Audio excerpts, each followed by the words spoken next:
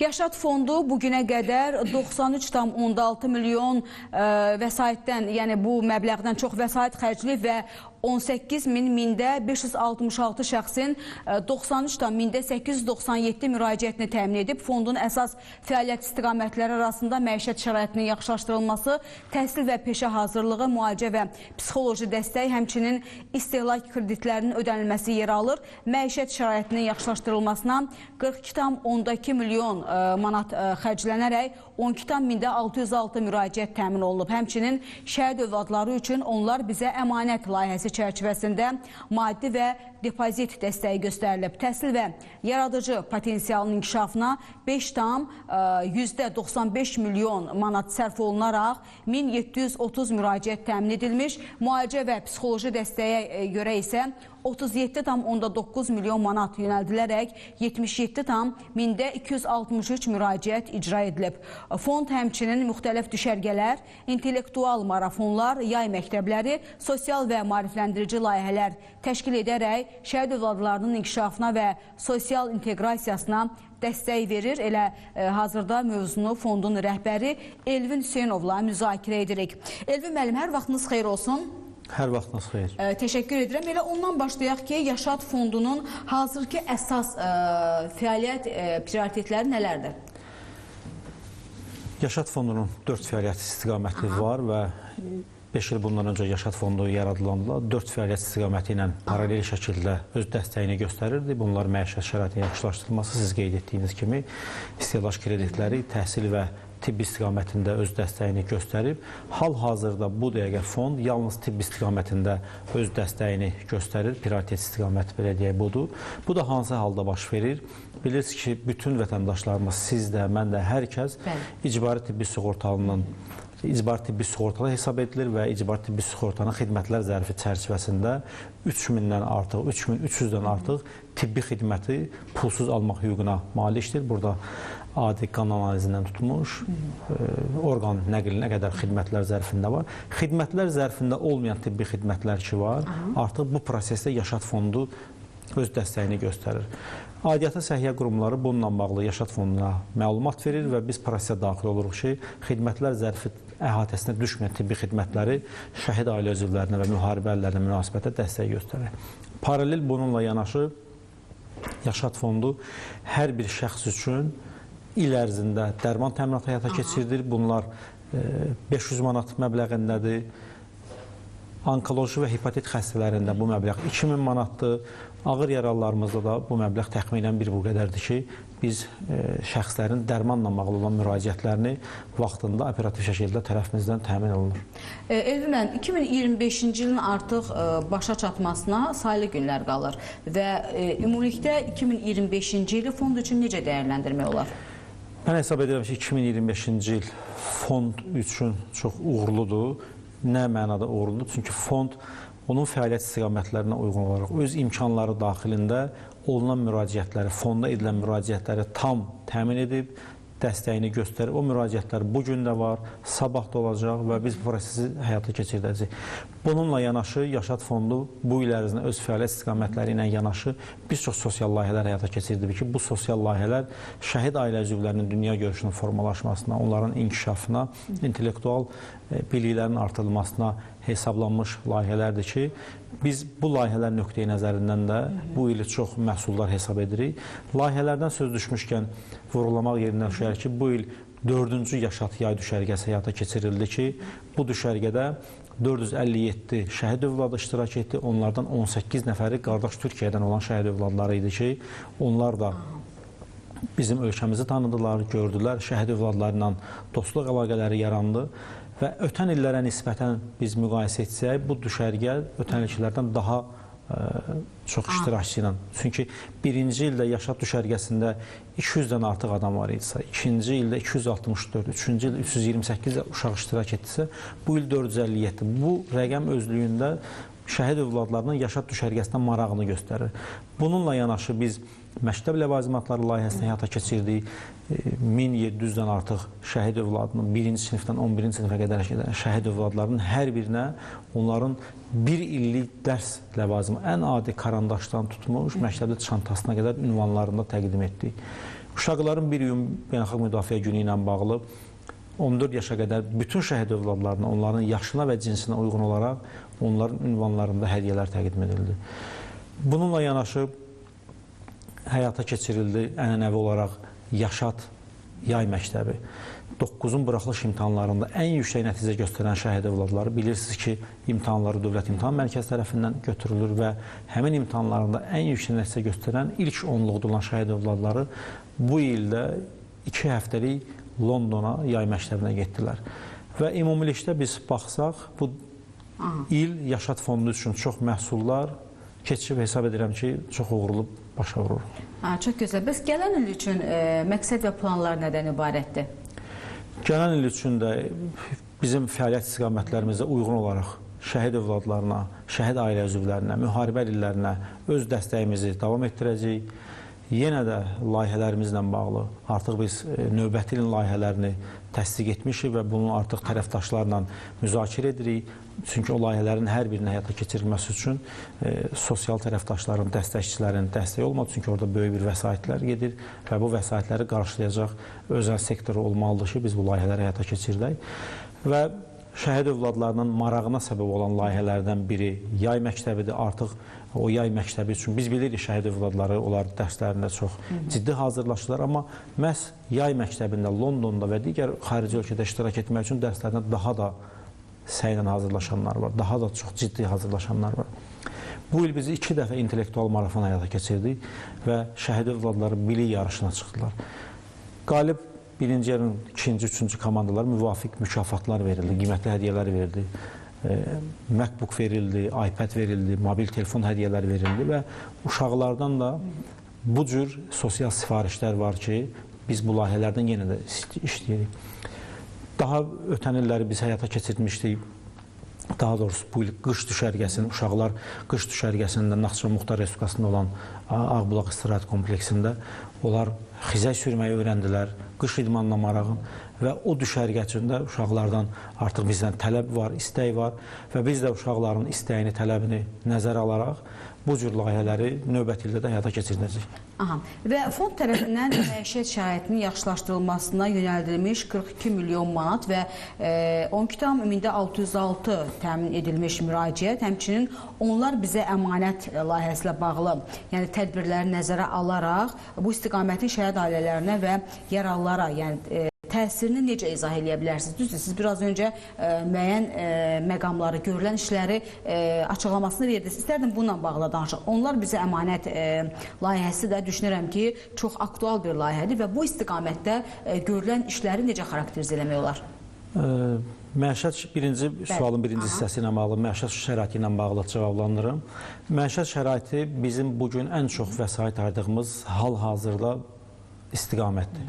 Ola bilsin ki, bizim proqnozlarımız göstərir ki, növbəti ildə artıq tibb 12, çünki artıq tibbdə 38 milyona yaxınlaşırıq.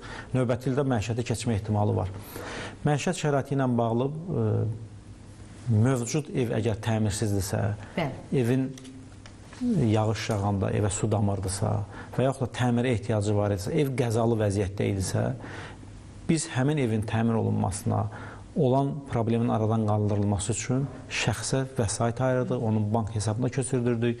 Şəhid ailə üzvümüz və yaxud da müharibə əlimiz o vəsaiti əldə edib öz mövcud mənzilini, təmirə ehtiyacı olan mənzilini təmir edirdi.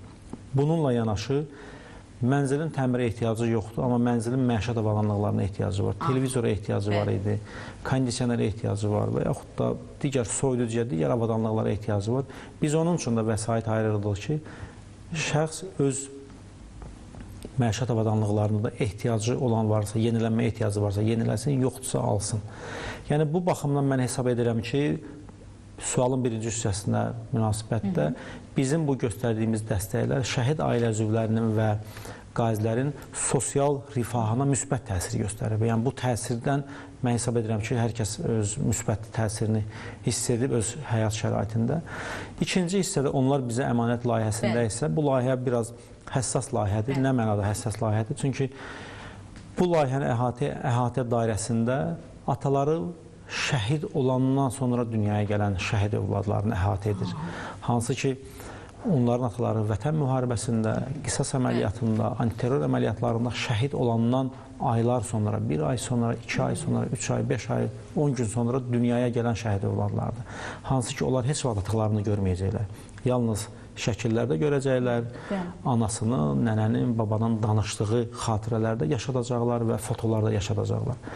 Ona görə biz düşündük ki, bu uşaqlar üçün nə edə bilərik və biz qərara gəldik ki, bu uşaqların hər birinin adına müvafiq olaraq 5000 manat depozit yerləşdirək və o uşaqlar müstəqil həyata qədəm qoyana qədər həmin o 5000 manat artan faizlə artacaq və şəxs müstəqil həyata qədəm qoyanda özünün bəlli bir kapital olacaq. İstədiyi bir sahəyə o kapitalın sərəncamçısı özüdür və investisiya edə bilər. Bu təhsilin ola bilər və yaxud da hansısa bir sahəyə yönəldə bilər.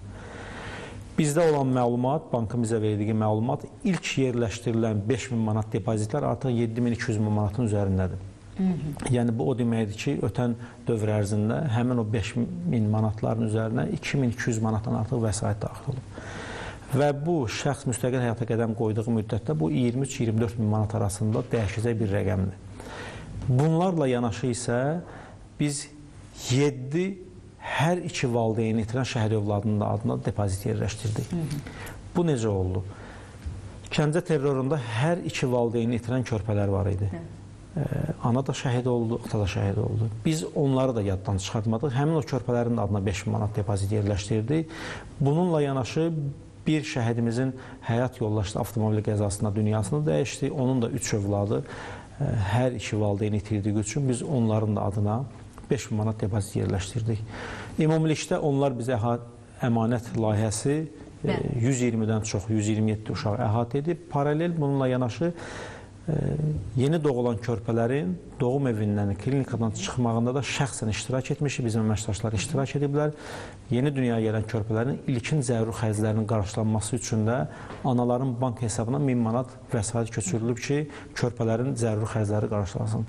Ümumilikdə yekun olaraq həm məişət şəraiti, həm də onlar bizə əmanət layihəsinin təsir dairəsində olan şəxslərə fondun mən hesab edirəm ki, təsiri müsbət yöndədir və bu vəsaitə də sizin qeyd etdiyiniz kimi tək məişət şəraitinə 42 milyon manatdan artıq vəsait xərclənir. Elvi müəllim, təhsil, peşə hazırlığı və yaradıcı potensialın inkişafı üçün sərf olunan 5,95 milyon manat və 1730 müraciət bu sahədə hansı nailiyyətləri və dəyişiklikləri göstərir? Çünki mən biraz öncə də bu rəqəmləri qeyd eləmişdim, amma istərdim ki, bunu həm də bir qədər də daha geniş formada izləyicilər üçün bunu genişləndirək. Yəni burada nailiyyətlər nədir, dəyişikliklər nədir? Çünki burada təhsil, peşə hazırlığı, yaradıcı potensial, bu da çox önəmlidir. Bu dediyiniz fondun fəaliyyət istiqamətlərindən biridir və biz bu sahədə də kifayət qədər rəqəmdə səsləndirdiniz, dəstək göstərmişik. Bu hansı halda baş verir? Bilirsiniz, ölkədə təhsil icbaridir, təhsil haqqında qanuna görə ali məktəbə ilk dəfə qəbul olanların vəsaiti dövlət tərəfindən qarşılanır. Amma ölkə xaricində şəxs ali məktəbə qəbul olubsa, onun illik təhsil haqqı Yaşad Fond tərəfindən qarşılanır. Özəl ümumi təhsil müəssisəsində təhsil alırsa, yəni özəl liseylər dediyimiz liseylərdə, məktəblərdə şəhid övladlı təhsil alırsa, bunun təhsil haqqı Yaşad Fondunun vəsaiti hesabına qarşılanır. Bununla yanaşı ilk dəfə tələbə adını qazanan şəhid ailə üzvləri və müharibə əlillərinin hər birinə 2000 manat bir dəfəli mükafat verilir. Ki, sən ilk dəfə ali məktəbə qəbul olmasan, bu hansı halda baş verir?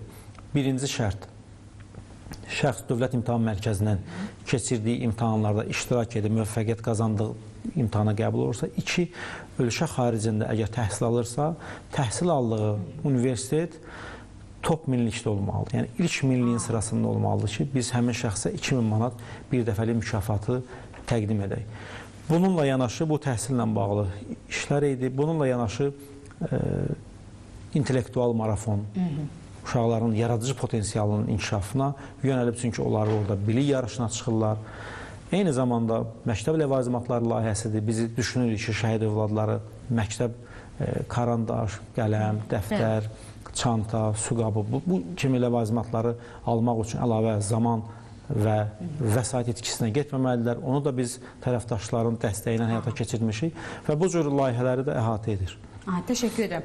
Elvin müəllim, və ən həssas məsələlərdən biri də müalicə və psixoloji dəstəklə bağlıdır. Təbii ki, bu xərclər 37,9 milyon manat olması və 77,263 müraciətin təmin edilməsi, eləcə də xaricə göndərilən 193 şəxs fondun sağlamlıq sahəsində fəaliyyətini necə təsvir edə bilər?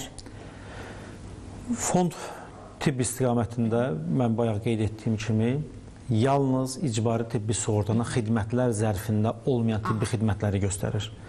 Yəni bunu da aidiyyatı səhiyyə qurumları rəsmi şəkildə bizə bildiriş göndərir ki, bu qazimizin, bu şəhid ailəmizin bu müalicəyə ehtiyacı var, müalicə icbari tibbi sığortanın xidmətlər zərfində yoxdur. Ondan sonra prosesə Yaşad fondu daxil olur. Əgər xidmətlər zərfində varsa, biz bunu dəstək göstərmirik. Ölkə xaricinə münasibətdə isə yenə də ölkə xaricinə bir şəxsin getməsi üçün yalnız biz əmin olmalıyıq ki, şəxsin müalicəsi bizim ölkəmizin səhiyyəsində mümkün deyil. Bunun üçün də şəxs aidiyyatı səhiyyə təşkilatı, Səhiyyə Nazirliyi tərəfindən konsuluma cəlb olunur, komissiya təşkil olunur və yekdil qərar, yəni komissiyanın qərarı olsa ki, şəxsin müalicəsi ölkədə yoxdur, ölkə xaricində getməlidir. Biz həmin qərarı, rəyi rəhbər tutaraq şəxsin ölkə xaricinə göndərilməsini təmin edirik. Bu günə qədər 193 nəfər şəxs ölkə xaricinə gedib, bunlardan 184 nəfəri bizim ağır qazilərimiz, 9 nəfər isə şəhid ailə üzvlərimizdir. Hal-hazırda bir qazimiz qardaş Türkiyə Respublikasında öz müalicəsini davam etdirilir. Digər istiqamətdə isə dərman təminatıdır. Bilirsiniz, dövlət tərəfindən pulsuz qarşılanan dərmanlar siyahısı var. Bəli. Həmin dərmanlar xaric, digər dərmanları biz qarşılaya bilirik və yalnız Azərbaycan Respublikasında satışına rəsmi şəkildə icazə verilmiş dərmanlardan söhbət gedir. Yəni biz o dərmanları da qarşılaya bilirik. Bir şəxs üçün 500 manatdır. Onkoloji və hepatit xəstələri üçün burada müalicə biraz uzun çəkir, həm də dərman preparatlarının qiyməti digərlərə nisbətən baha olduğuna görə 2000 manatdır. Bir də ağır yaralarımızda da rəqəm eyni bu qədərdir. Təşəkkür edirəm. Elvin müəllim, istərdim son olaraq bu suallara cavab verəsiniz. Təbii ki, fondun fəaliyyətində əsas məsələlərdən biri şəffaflıq və hesabatlılıqdır və bu cəmiyyətin fondun fəaliyyətinə inamını gücləndirir təbii ki. Amma gələcəkdə hansı yeniliklərə bir imkan yaradır? Siz doğru qeyd edirsiniz. Bizim ən əsas işlərimizdən biri hesabatlığın təmin olunmasıdır və Yaşad fondunun rəsmi internet səhifəsi, yaşad.gov.az saytı hər gün yenilənir. Orada daxil olan məbləğ, xərclənən məbləğin bank qəbzləri, ödənişi təsdiq edən sənədlərə qədər hər biri saytda var. İnternetə çıxışı olan, dünyanın istənilən nöqtəsində internetə çıxışı olan istənilən şəxs telefon, planşet, notebook, kompüter vasitəsilə sayta daxil olub, hesabatlar bölməsi adlı siyahı hissəsindən istənilən şəhidimizin adını yazmaqla həmin şəhidimizin ailə üzvlərinə hansı istiqamətlər üzrə nə qədər dəstək göstərib, onu çox rahat bir şəkildə görə bilir. Ödənişi təsdiq edən sənədlər. Eyni zamanda bizim bu müharibə əlillərimizə münasibətdədir və mən hesab edirəm ki, Yaşad fonduna ianə edən heç bir şəxsin, yəni zərrə qədər hər bir şəxsin, yəni çox rahat olmalıdır ki, onun ianəsi təyinat üzrə xərclənib. Biz imkan verə bilməliyik ki, bura ianə edən öz halal zəhməti ilə, alın təri ilə, əl qabarı ilə qazandığı vəsaitdən fonda ianə edən şəxslərin şübhəsi olmasın ki, bu vəsait təyinat üzrə xərclənib yoxsa yox.